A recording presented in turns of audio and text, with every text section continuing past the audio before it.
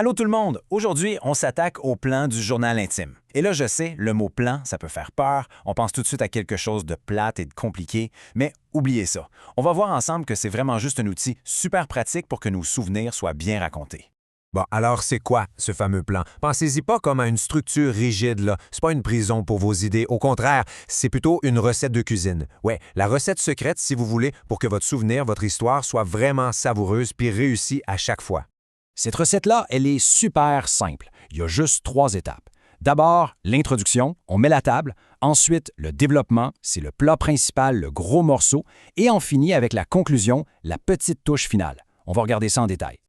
Alright, première étape, l'introduction. On va mettre la table. C'est vraiment ça l'idée. On prépare le terrain, on met les gens dans l'ambiance avant de servir leur repas, le souvenir. OK, dans notre intro, la première chose, c'est le sujet amené. Pour continuer avec notre métaphore de recette, le sujet amené, c'est l'apéro. C'est la petite bouchée qui prépare le lecteur, qui donne le contexte général de la journée, mais sans vendre le punch tout de suite. Regardez cet exemple.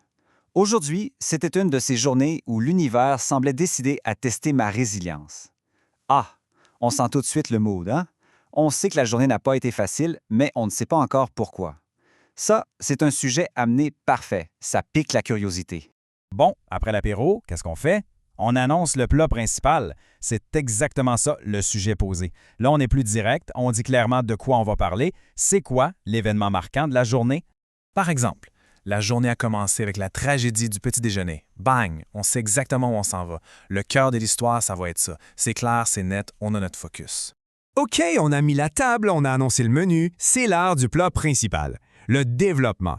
C'est là que toute l'action se passe. C'est le cœur de notre histoire.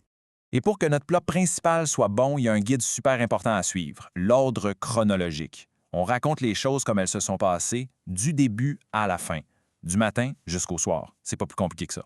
Imaginez que vous déroulez un film dans votre tête. C'est exactement ça.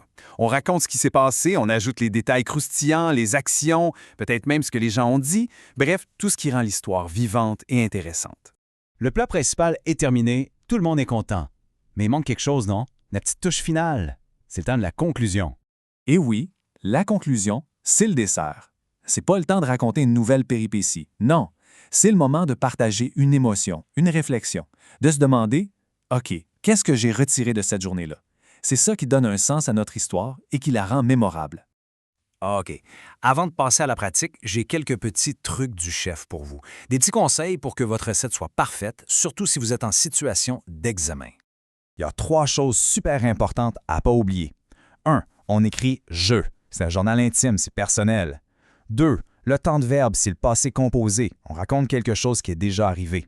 Et 3. Un petit truc pratico-pratique pour un examen, faites-vous une feuille de notes. Juste des mots-clés, pas des phrases complètes, là, juste pour vous aider à vous souvenir de l'ordre de vos idées. Ça aide énormément. Et voilà, c'est tout. On a la recette, on a les ingrédients, on a les trucs du chef. On est prêt à cuisiner des souvenirs incroyables. Fait que maintenant, la question, c'est quelle recette de souvenirs vous allez nous préparer?